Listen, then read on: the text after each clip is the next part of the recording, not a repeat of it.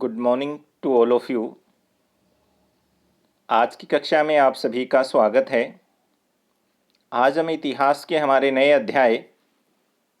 अध्याय नंबर 10 उपनिवेशवाद और देहात के बारे में जानेंगे। सबसे पहले हम जानते हैं कि उपनिवेश किसे कहते हैं। किसी भी देश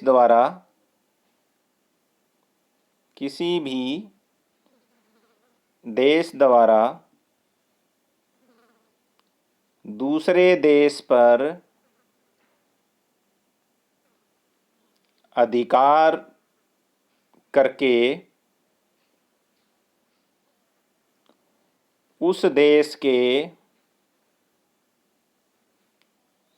संसाधनों का प्रयोग अपने विकास के लिए करना। ऐसी प्रशासनिक व्यवस्था को उपनिवेशवाद बोलते हैं।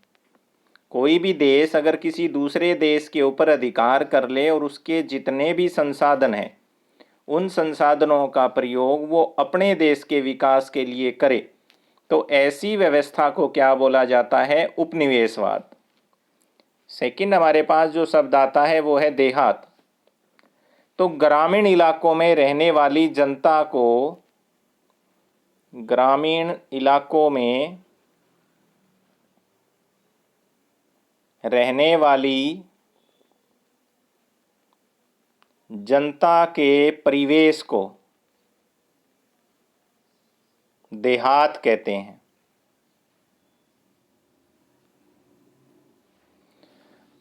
अर्थात हम यहाँ भारत के अंदर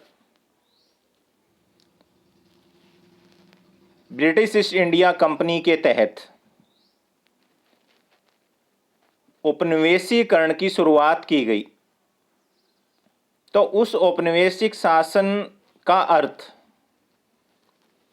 जिन क्षेत्रों में उपनिवेशवाद सबसे पहले शुरू हुआ उन क्षेत्रों में रहने वाले लोगों के लिए क्या था। और ये जो उपनिवेशवाद है ये सबसे पहले बंगाल, बिहार और उड़ीसा में शुरू हुआ था। कहाँ शुरू हुआ था? बंगाल, बिहार और उड़ीसा में। तो इस पाठ के अंतर्गत हम बंगाल के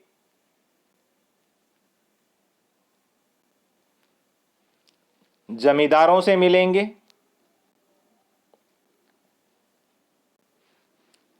इसके अलावा राजमहल की पहाड़ियों में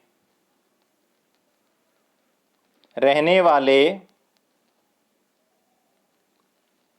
पहाड़िया और संथालों से मिलेंगे। उसके बाद हम दक्कन के पठार की ओर बढ़ेंगे और वहाँ के दक्खनी लोगों से मिलेंगे। इन देहाती लोगों से मिलकर के हम लोग ये जानने का प्रयत्न करेंगे कि ईस्ट इंडिया कंपनी ने इस देहात के अंदर अपना राज्य कैसे स्थापित किया, किस प्रकार उन्होंने राजस्व की जो नीतियां थी उनको क्रियान्वित किया और भिन्न भिन्न प्रकार के वर्गों के लिए इन नीतियों का मतलब किस प्रकार भिन्न भिन्न था और कैसे औपनिवेशिक शासन ने उनकी दिनचर्या थी उसको क्या कर दिया, बदल दिया। इसके अलावा हम ये जानने का प्रयत्न भी करेंगे कि जो राज्य सरकार है उन्होंने जो कानून लागू किए उनका जनसाधारण के ऊपर कैसा असर रहा, इन कानूनों के कारण किन लोगों को फायदा होता था और किन लोगों को नुकसान होता था, किन लोगों के पास नई जमीनें जाती थी और किन लोगों से जमीन छीन ली जाती थी। जब किसान को जरूरत पड़ती थी तो उस टाइम उसको पैसे कौन देता था, किसान किसके पास जाता था, और हम ये भी देखेंगे कि कैसे उस समय के देहाती लोगों को कानून की पालना के लिए मजबूर किया जाता था। तो ये सारी की सारी जो सूचनाएं हमें इस पाठ से मिलेंगी, वो हम कहाँ से प्राप्त करते हैं? वो सूचनाएं हमें जो औपनिवेशिक शासन के अंतर्गत राजस्व अभिलेख लिखे गए उनसे मिलती है। ब्रिटिश ईस्ट इंडिया कंपनी के द्वारा करवाए गए सर्वेक्षणों से मिलती है। उस समय जो पत्र और पत्रिकाएं लिखी गई उनसे, इसके अलावा यात्रियों के द्वारा जो छोड़े गए वृत्तांत, यात्रियों के छोड़े गए वृत्तांत, इन सभी को मिलाकर इनसे हमें जो सूचनाएं प्राप्त हुई थी, उन सूचनाओं के आधार पर हम इस पाठ में उपनिवेशवाद और देहात के संबंध के ऊपर चर्चा करेंगे। तो आइए हम सबसे पहले इस अध्याय की शुरुआत करते हैं। हमारा पॉइंट है बंगाल और वहाँ के जमींदार। और जैसे ही ये पाठ स्टार्ट हुआ था, मैंने आपको ये बताया था कि बंगाल, बिहार और उड़ीसा की दीवानी के अधिकार मिलने के साथ भारत के अंदर ब्रिटिश ईस्ट इंडिया कंपनी ने एक ऐसी व्यवस्था की नींव रखी जिस व्यवस्था का नाम था उपनिवेशवाद। उपनिवेशवाद सबसे पहले बंगाल में स्थापित हुआ और ये वो प्रांत था जहाँ पर सबसे पहले ग्रामीण जो समाज है उसको व्यवस्थित करने के लिए भूमि संबंधी अधिकारों की एक नई राजस्व व्यवस्था शुरू की गई। एक राजस्व व्यवस्था शुरू की गई जिसका नाम था इस्तमरारी या स्थायी बंदोबस्त। इसका मतलब क्या था? नाम से स्पष्ट है। स्थायी का मतलब परमानेंट, निश्चित। अर्थात राजस्व की दर यहां पर पहले ही निश्चित कर दी जाती थी कि साल के अंदर इतना राजस्व किसानों से लिया जाएगा और उन किसानों से राजस्व को इकट्ठा करवाने के लिए एक नया वर्ग अस्तित्व में आया जिसका नाम था जमींदार। ब्रिटिश ईस्ट इंडिया कंपनी ने किसान और कंपनी के बीच एक नए व्यक्ति का निर्माण कर दिया जिसको क्या बोला गया था? जमींदार। और यही हमारा पॉइंट आ रहा है, बंगाल और वहाँ के जमींदार। इसका काम था खेती की करने वाले जो लोग हैं उनसे भू राजस्व को इकट्ठा करके कहाँ जमा कराना? कंपनी में जमा कराना। ये किसकी भूमिका में था? बिचौलिए की। किसकी भूमिका में था? बिचौलिए की। और इसे राजस्व के अंदर कुछ हिस्सा दलाली के रूप में मिलता था जिससे वो अपना जीवन यापन करता था। और यहाँ तक अंग्रेजों ने जो पूरी जो भूमि थी वो किसको बांट दी थी? इन जमींदारों को बांटती थी। किसको बांट दी थी? इन जमींदारों को। और जमींदारों ने ये जमीन जो है आगे किसको बांट दी थी? रैयत को। किसको बांट दी थी? रैयत को। रैयत ने वो जमीन आगे किसको बांट दी थी? सिकमी रैयत को। यानी कि जमींदार वो लोग थे जिनके पास 100 से लेकर के 400 तक गांव होते थे। उसके बाद किसानों ने अपने ये गांव और इनकी जमीन किसको बांट दी? रैयत, जिनके पास जो है 10-10 या 20-20 गांव होते थे। और इन रैयतों ने आगे ये जमीन जो है किसको बांट दी? सिकमी रैयत को। और इस प्रकार भूमि के ऊपर नियंत्रण किया गया जिस बंदोबस्त का नाम था स्थायी बंदोबस्त, जमींदारों के माध्यम से। उसके बाद जब राजस्व व्यवस्था राजस्व की नई प्रणाली जब शुरू कर दी गई, तो आइए अब हम देखते हैं कि जो प्रारंभिक वर्ष थे वहां पर बंगाल में क्या हुआ। तो सबसे पहला हमारे पास यहां पॉइंट आ रहा है, वर्धमान में की गई नीलामी की एक घटना। 1797 के अंदर जमींदारों के लिए एक नए शब्द का इस्तेमाल किया जाता था जिसको राजा कहा जाता था। ये गोल दायरे में मैंने लिया है। राजा शब्द प्राय अक्सर शक्तिशाली जमींदारों के लिए उपयोग किया जाता था, क्योंकि जिन जमींदारों के पास 100 से लेकर 400 तक गांव होते थे, वो उस ग्रामीण परिवेश में आने वाले लोगों के ऊपर अपनी सत्ता को क्या करते थे, काबिज करते थे और उनके ऊपर हुक्म चलाते थे, और वैसा हुक्म चलाते थे जैसे एक राजा अपनी प्रजा के ऊपर चलाता है। तो हम यहाँ बात करेंगे ऐसी ही एक जमींदारी की, और उस जमींदारी को किसके नाम से जाना गया था? वर्धमान। वर्धमान की जमींदारी थी, और इस जमींदारी की नीलामी की हम यहाँ चर्चा करेंगे। और ये नीलामी क्यों होती थी, उसकी जो वजह थी उसके बारे में हम आपको यहाँ बताएंगे। उसकी वजह थी निर्धारित राजस्व को कंपनी में ना जमा करवाना।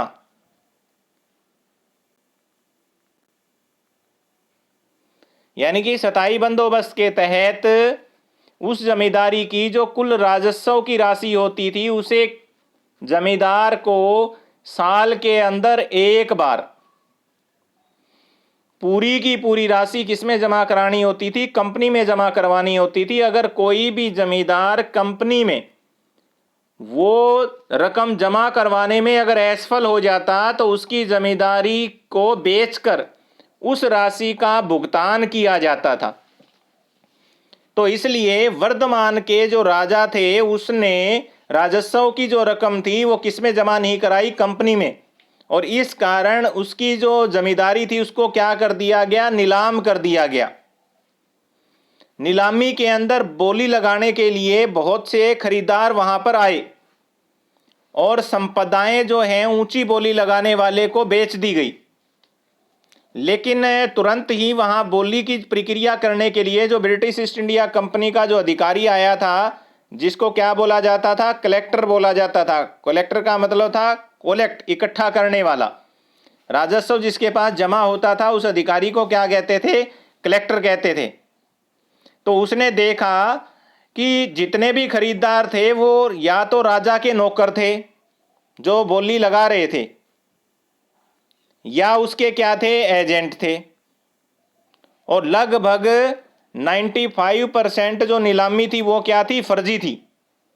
यहां हमारा एक पर्सन कंप्लीट हो जाएगा। बहुत बार पूछा जाता है कि जमींदार जो है किस प्रकार अपनी जमींदारी की नीलामी को बचा लेते थे, या अपनी जमींदारी को बचाने के लिए किसान किस प्रकार के हथकंडे अपनाते थे। तो वो पहला हथकंडा है ये कि जो नीलामी होती थी उसके अंदर जो बोली लगाने वाले लोग होते थे वो कौन होते थे? या तो उस जमींदार के नौकर होते थे या उसके एजेंट होते थे। इस कारण वो सारी की सारी जो बोली लगती थी वो क्या लगती थी? फिर फर्जी। वो जो बिक्री की जाती थी वो क्या होती थी? फर्जी। दूसरा हमारे पास पॉइंट क्या आ जाएगा? फर्जी नीलामी। क्योंकि जब नीलामी के अंदर कोई व्यक्ति जमीन लेने वाला है ही नहीं और नीलामी क्या लगाई जा रही है? झूठी लगाई जा रही है, तो वो नीलामी क्या होती थी? फर्जी होती थी। और राजा की जो जमीनें हैं वो खुले तौर पर बेच दी जाती थी, लेकिन फिर भी नियंत्रण किसके हाथ में रहता था? उसी जमींदार के, उसी राजा के। क्योंकि खरीदने वाले जो लोग होते थे वो भी कौन होते थे? राजा के एजेंट होते थे। और राजा जब कंपनी को राजस्व अदा नहीं करता था, तो जो नीलामी जब कर दी जाती थी, तो नीलाम होने के बाद उस राशि को क्या किया जाता था? फिर उस नीलामी की रकम से पूरा किया जाता था। नेक्स्ट हमारे पास पॉइंट आता है, वो है अदा ना किए जाने वाले राजस्व की समस्या। कि जो राजस्व जमा नहीं होता था, कहाँ पर जमा नहीं होता था? कंपनी में जमा नहीं होता था। वो जो समस्या होती थी उससे कैसे निपटा जाता था? उसकी एक ही सूरत थी, वो थी केवल और केवल नीलामी। भी राजा की जो जमींदारी है उसको क्या कर दिया जाए, नीलाम कर दिया जाए। उससे जो पैसा आएगा उससे हम क्या कर लेंगे, राजस्व की जो राशि है उसको भर लेंगे।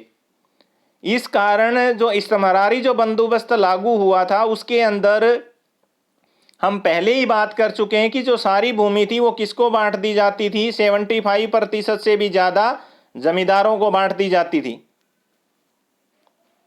और कंपनी जो जमींदारों से ये आशा करती थी कि वो सारी समस्याएं हल हो जाएंगी। कौन सी समस्याएं, जो बंगाल की विजय के सामने उनके सामने उपस्थित थी, कर को इकट्ठा करने की, कि वो संपूर्ण भूमि का कर क्या नहीं कर पा रहे थे, इकट्ठा नहीं कर पा रहे थे, और किसान उन्हें क्या नहीं दे रहे थे, कर नहीं दे रहे थे। दूसरी सबसे बड़ी जो समस्या थी, बंगाल की जो अर्थव्यवस्था थी उसके अंदर कृषि उत्पादन घट रहा था। दूसरी जो समस्या कौन सी थी, कृषि उत्पादन का घटना।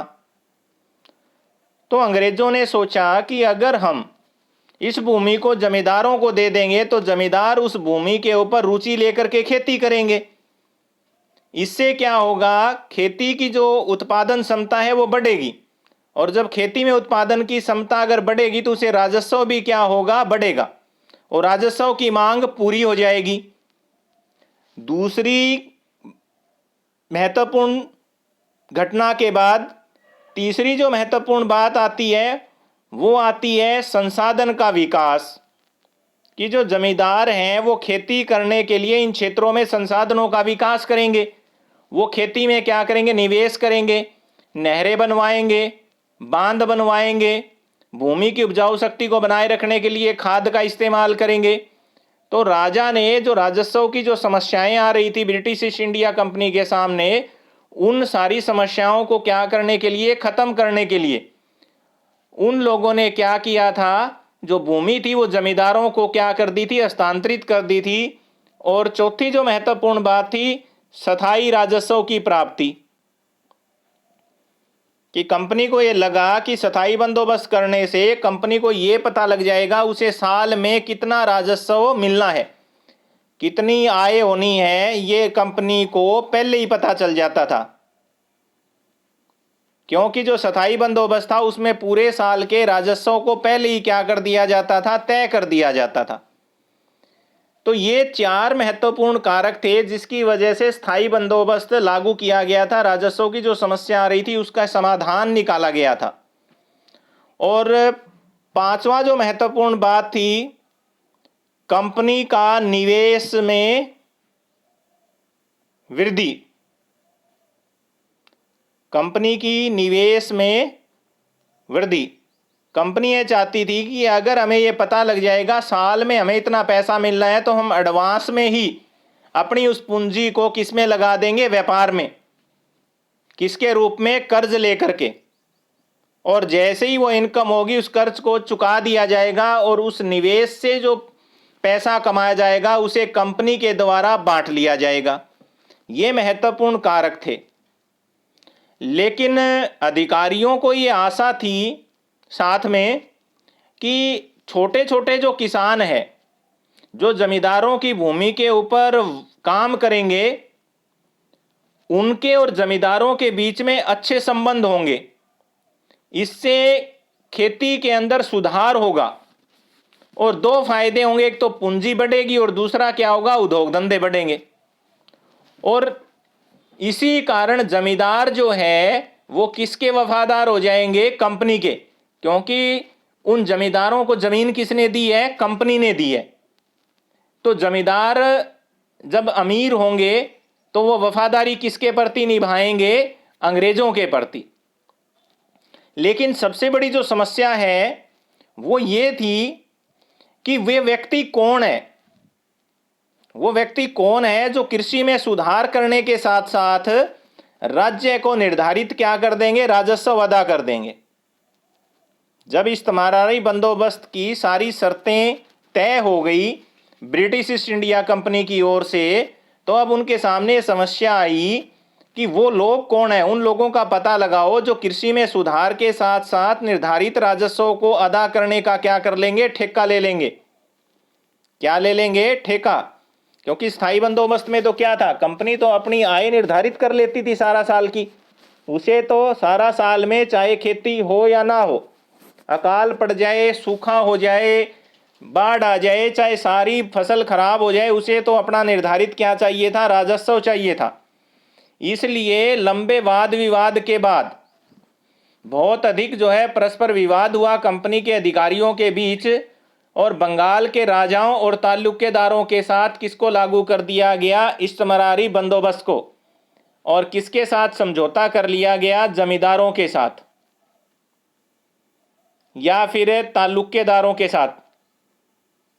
तालुकेदार का मतलब होता था ताल्लुक रखने वाला, जो कंपनी से ताल्लुक रखता था उस भूमि से क्या करता था, ताल्लुक रखता था। और इन तालुकेदार या इन जमींदारों को जो है क्या किया गया, फिर वर्गीकृत किया गया, और उन्हें सदा के लिए एक निर्धारित राजस्व को क्या करना था, अदा करना था। और इस परिभाषा के अनुसार जमींदार गांव में भूमि का स्वामी नहीं था। भूमि का स्वामी तो कौन था, कंपनी थी। वो तो केवल और केवल क्या था, राजस्व को जमा कराने वाला व्यक्ति था। मैंने बहुत बार आपको पहले ही बताया जब से पाठ स्टार्ट हुआ है कि राजस्व को क्या करना, संग्रह करने वाला व्यक्ति था, और बदले में उसे क्या मिलती थी, सेवाएं मिलती थी। तो जमींदारों के पास कम से कम, मैंने आपको बताया थे, देखिए कभी कभी तो 400 तक गांव होते थे। कंपनी के हिसाब से एक जमींदारी के भीतर आने वाले गांव मिलाकर के एक राजस्व संपदा का क्या ले लेते थे, रूप। और कंपनी समस्त संपदा पर कुल मांग का निर्धारण करती थी कि हमें साल में इतनी जो है क्या चाहिए, कर चाहिए, इतना हमें क्या चाहिए, टैक्स चाहिए। फिर जमींदार क्या करता था, उस निर्धारित जो राजस्व की जो राशि होती थी उसको गांव से इकट्ठा करता था, और जमींदार से कंपनी ये अपेक्षा करती थी कि कंपनी को नियमित रूप से वो क्या करेगा, राजस्व की राशि अदा करेगा। और यदि वो ऐसा नहीं करेगा तो उसकी जमींदारी को नीलाम कर दिया जाएगा। जैसे कि ये पाठ हमारा स्टार्ट हुआ था तभी हमने पढ़ा कि वर्धमान की जो राजा था उसकी जो जमींदारी थी उसको क्या किया गया था, नीलाम किया गया था। नेक्स्ट हमारे पास जो पॉइंट आता है वो है राजस्व राशि के भुगतान में जमींदार चूक क्यों करते थे। कि जो राजस्व की राशि थी वो जमींदार जो है वो क्यों नहीं दे पाते थे। कंपनी के अधिकारियों का सोचना था, जब ये बंदोबस्त लागू किया गया तो कंपनी के अधिकारियों ने ये सोचा था कि राजस्व की जो मांग हमने निर्धारित की है उससे जमींदारों के अंदर एक सुरक्षा का भाव पैदा होगा, क्योंकि उन्हें यह पता था कि अगर उत्पादन ज्यादा हुआ तो भी उन्हें क्या करना पड़ेगा, लगान इतना ही देना पड़ेगा। और जो लाभ होगा, जो लाभ बचेगा उससे क्या होगा, जमींदार अपनी उस पूंजी को किसमें करेगा, अन्य संसाधनों में निवेश करेगा। यानी कि खेती के लिए हल खरीद लेगा, बैल खरीद लेगा, नई भूमि कृषि के अंतर्गत लेकर के आएगा। इससे क्या होगा, कृषि क्षेत्र का विस्तार होगा। लेकिन इस्तेमरारी बंदोबस्त के कुछ समय के बाद जमींदार जो है वो राजस्व की जो मांग थी उसको अदा करने में क्या करते रहे, कोताही बरतते रहे। उन्होंने किसानों से तो पूरा लगान ले लिया लेकिन कहाँ नहीं जमा करवाया, कंपनी के पास जमा नहीं करवाया। इसके कारण हर साल जो बकाया राजस्व की राशि थी वो बढ़ती गई। अब हम जानेंगे कि ये जो बकाया जो राशि थी ये जो बढ़ रही थी उसके क्या कारण थे, राजस्व को जमींदार अदा क्यों नहीं कर पा रहे थे, उसका रीजन क्या था। तो सबसे पहली बात थी राजस्व की ऊंची दर। समझेंगे हम इसे कि कैसे था ये। जो राजस्व ब्रिटिश ईस्ट इंडिया कंपनी निर्धारित करती थी वो पहले से ही इतना निर्धारित कर देती थी ज़्यादा, ताकि किसान और जमींदार के पास ज़्यादा बचत ना रहे। क्योंकि उसे पता था अगर एक बार उसने राजस्व निर्धारित कर दिया तो कंपनी उसे दोबारा क्या नहीं कर सकती, बढ़ा नहीं सकती। स्थायी का मतलब था परमानेंट, एक बार कर दिया तो कर दिया। और ये लगभग 10 साल के लिए निर्धारित होता था। कितने साल तक के लिए, 10 साल तक के लिए। अगले 10 साल तक कंपनी अपने राजस्व की मांग में बढ़ोतरी नहीं कर सकती। और मान लीजिए इन 10 सालों के दौरान अगर कृषि क्षेत्र में बहुत अधिक उत्पादन हो जाता है तो वो सारा का सारा उत्पादन किसके पास चला जाएगा? जमींदार और किसान के पास। और ऐसा ब्रिटिश अधिकारी नहीं चाहते थे, इसलिए उन्होंने राजस्व की दर क्या रख दी? पहले ही ऊंची रख दी। और खेती के अंदर उत्पादन क्या हुआ? कम हुआ। इस कारण धीरे धीरे जमींदारों पे बोझ बढ़ता गया और वो उस राजस्व को चुका नहीं पाए। नंबर 1। उसके बाद नंबर 2 पे हम पहुंचते हैं, कृषि उपज की नीची कीमतें। जिस समय स्थायी बंदोबस्त लागू किया गया उसी समय कृषि उत्पादों की कीमत बाजार के अंदर क्या हो गई? कम हो गई। इससे राजस्व की राशि चुका पाना जमींदारों के लिए क्या हो गया? मुश्किल। क्योंकि इतने कम स्तर के ऊपर कोई भी किसान या जमींदार अपनी फसल को बेचने को तैयार नहीं था। क्योंकि अगर वो उस रेट के ऊपर अपनी फसल बेच देता तो केवल राजस्व की लगान ही क्या होती थी? पूरी होती थी। उसमें किसान और जमींदार का हिस्सा क्या हो जाता था? खत्म हो जाता था। तो इस कारण जमींदार स्वयं किसानों से क्या नहीं कर पाता था? राजस्व इकट्ठा नहीं कर पाता था। उसके बाद में नंबर 3 था राजस्व असमान। असमान का मतलब यह था कि फसल सही हो या खराब, राजस्व में कोई भी कमी नहीं की जाएगी। और अगर अकाल पड़ गया तो किसानों के पास खाने के लिए अनाज नहीं होता था, तो राजस्व भरने के लिए उनके पास अन्न कहां से आएगा? तो राजस्व की जो मांग है वो क्या हो गई? फिर बढ़ती रही। उसके बाद में नंबर 4 आता था लगान जमा करने की विधि। और लगान जमा करने की विधि को बोला जाता था सूर्यास्त विधि। यानी कि निर्धारित दिन तक शाम को अगर कोई भी जमींदार अपना राजस्व जमा नहीं करवा पाता था तो उसकी जमींदारी को क्या कर दिया जाता था? नीलाम कर दिया जाता था। ये वो 4 महत्वपूर्ण कारक थे जिसकी वजह से जमींदार जो है वो क्या नहीं कर पा रहे थे? अपने राजस्व की जो राशि थी उसको जमा नहीं करवा पा रहे थे। उसके अलावा अब सबसे बड़ी जो समस्या थी कंपनी के सामने वो ये थी कि कंपनी जो है जमींदारों को तो महत्व पूरा देती थी, लेकिन वो उसे क्या करना चाहती थी? नियंत्रित करना चाहती थी। क्योंकि उसे भय था अगर इसको नियंत्रित नहीं किया गया तो ये अपने आप को उन समस्त क्षेत्र का क्या घोषित कर देंगे? राजा तो घोषित कर ही रखा है, नियंत्रण में नहीं रखा तो जनता को अपने किस में ले लेंगे? वफादारी में। क्योंकि 24 घंटे तो उस जनता के साथ वो राजा संपर्क में रहता है। और इन जमींदारों के पास अपनी सैन्य टुकड़ियां भी होती थी पहले। तो जमींदारों पर नियंत्रण करने के लिए उन्होंने कुछ नियम बनाए। यहां हमारा एक और नया प्रश्न स्टार्ट हो जाता है कि ब्रिटिश ईस्ट इंडिया कंपनी के अधिकारी जमींदारों के ऊपर कैसे नियंत्रण रखते थे? तो नंबर 1, सबसे पहले सैन्य टुकड़ियों को भंग करना। सैन्य टुकड़ियों को भंग करना कि जिस भी जमींदार के पास प्राचीन काल में अपनी सैन्य टुकड़ी होती थी वो अपने पास अपनी सेना नहीं रख सकेगा। दूसरी बात थी जमींदारी को स्थानांतरित करना। स्थानांतरित करना, इसमें क्या होता था कि किसी भी एक जमींदार को लंबे समय तक एक जमींदारी में नहीं रखा जाता था, उसका ट्रांसफर कर दिया जाता था। उसके अलावा नंबर 3, सीमा शुल्क समाप्त कर दिया। इस सीमा शुल्क से क्या होता था? जिस जमींदारी के अंदर जमींदार नियंत्रण रखता था उस जमींदारी में अगर कोई व्यक्ति व्यापार करता था उसकी जमींदारी में आकर के, तो उसे क्या देना होता था? टैक्स देना होता था, जिससे किसको आय होती थी? जमींदार को। कंपनी ने उसके ऊपर क्या लगा दी? पाबंदी लगा दी।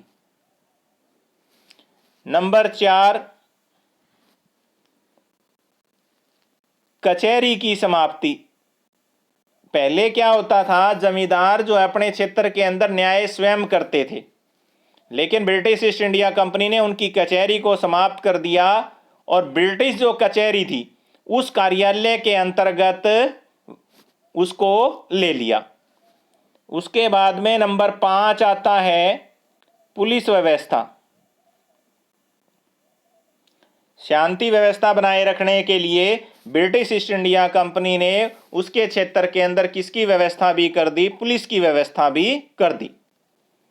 इस कारण जो जमींदार के जो अधिकार थे वो पूरी तरीके से सीमित और क्या हो गए? प्रतिबंधित हो गए। और एक मामले में तो यहां तक भी हुआ कि राजा जब राजस्व का भुगतान नहीं कर सका तो कंपनी के एक अधिकारी ने तुरंत यह आदेश दे दिया कि जाओ और उसकी जमींदारी के पूरे कार्यभार को अपने हाथ में ले लो और राजा और उसके अधिकारियों के संपूर्ण प्रभाव और प्राधिकार क्या कर दीजिए? खत्म कर दीजिए। तो जमींदार एक केवल मात्र वो व्यक्ति था जो खाली क्या करता था? राजस्व को इकट्ठा करता था, इसके अलावा कुछ नहीं था। राजस्व का संग्रह करने वाला एक क्या रह गया? कर्मचारी रह गया। और इस कर्मचारी की जो सहायता है वो एक अधिकारी करता था, जिसको अमला कहते थे। क्या बोला जाता था? अमला बोला जाता था। और ये समय समय पर क्या आता था? गांव में आता था। लेकिन जो राजस्व जो संग्रहण किया जाता था वो क्या था? एक परिवार्षिक समस्या थी। हर साल जो है इसको इकट्ठा किया जाता था, लेकिन कभी कभी तो क्या हो जाती थी? फसलें खराब हो जाती थी, या फिर कई बार क्या हो जाती थी? कीमतें नीची हो जाती थी, तो किसानों के लिए निर्धारित राजस्व को जमा कराना मुश्किल हो जाता था। और कई बार रैयत भी जानबूझकर भुगतान में देरी कर देते थे। और जो रैयत होते थे उनके अंदर जो किसान, रैयत में एक थोड़ा सा बता देता हूं आपको। रैयत जो शब्द है ये अरबी भाषा का शब्द है, जिसका अर्थ होता है किसान। अब आप यहां समझने का प्रयत्न करेंगे। मैंने आपको एक डायग्राम बना के बताया था कि सबसे पहले तो कौन था? जमींदार। उसके बाद कौन था? रैयत। और उसके बाद कौन था? सिकमी रैयत। इस जमींदार ने क्या किया? मान लो इस जमींदार के पास क्या थे? 400 गांव थे। उसने 40 रैयतों को क्या कर दिया? बांट दिए ये गांव। कितने बांट दिए गांव? 10-10। कितने रैयतों को? 40 को। और जमींदार कहां पर रहने लगा? शहर में भोगविलास का जीवन व्यतीत करने लगा और उसने अपनी जमींदारी की तरफ कोई भी ध्यान नहीं दिया। इन रैयतों ने क्या किया? जो 10-10 गांव थे उन गांव के अंदर आने वाले किसानों को क्या कर दी? जमीनें दे दी। किनको? सिकमी रैयत को। किनको? सिकमी रैयतों को, जिसको 20-20 एकड़ 30-30 एकड़ जमीन जो है सारे किसानों में क्या कर दी? बांट दी। और रैयत ने क्या किया? इन किसानों के ऊपर पूरा नियंत्रण रखा और जितना भी इनसे उत्पादन होता था राजस्व वसूल करने के बाद एक्स्ट्रा जो अनाज बचता था वो किसके पास आना शुरू हो गया? इस रैयत के पास। जो राजस्व होता था वो यो किसको दे देता था? जमींदार के पास। तो जमींदार की आय में कोई भी बढ़ोतरी नहीं हुई, क्योंकि जमींदार को तो केवल उतनी ही राशि मिलती थी जितनी निर्धारित होती थी। लेकिन जो उत्पादन बढ़ा उसका जो महत्वपूर्ण जो लाभ था वो कौन व्यक्ति ले रहा था? ये बीच वाला रैयत। और धीरे धीरे ये व्यक्ति क्या हो गया? अमीर हो गया। गरीब कौन हो गया? या तो सिकमी रैयत गरीब हो गया, या फिर धीरे धीरे जमींदार क्या हो गए? कमजोर। और यही रैयत धीरे धीरे समाज के एक प्रतिष्ठित जो है व्यक्ति बन गए, जिनको क्या बोला जाता था? मंडल कहा जाने लगा, या फिर इनको महाजन कहा जाने लगा। और इन्होंने वो पैसा जो है किसानों को किस पर देना शुरू कर दिया? कर्ज पर। और कुछ तो मंडल या महाजन ऐसे थे जो जमींदारों को भी कर्ज देते थे। और इन रैयतों को कई जगह क्या बोला जाता था? जोतदार भी बोला जाता था। क्या बोला जाता था? जोतदार, जमीन को जोतने वाले। तो इस प्रकार जो जमींदार और किसान के बीच, जो सिकमी रैयत था और जमींदार था, उसके बीच में जो जोतदार वर्ग पैदा हुआ, वो भी जानबूझ करके जमींदार को परेशान करने के लिए राजस्व की राशि निर्धारित समय पर जमा नहीं करवाता था, क्योंकि मुकदमा तो किस पर चलाया जाता था? जमींदार पे चलाया जाता था। और जब कोई मुकदमा चलाया जाता था तो उसकी प्रक्रिया बहुत क्या होती थी? लंबी होती थी। और हमें यह पता लगता है कि वर्तमान की जो जमींदारी थी उसके अंदर 30,000 से भी अधिक जो है ऐसे मामले क्या थे? लंबित थे। उसके बाद में हमारा जो नेक्स्ट जो पॉइंट स्टार्ट होता है वो होता है जोतदार का उदय, और इसके बारे में हम हमारी आगे की कक्षा में अध्ययन करेंगे। Thank you.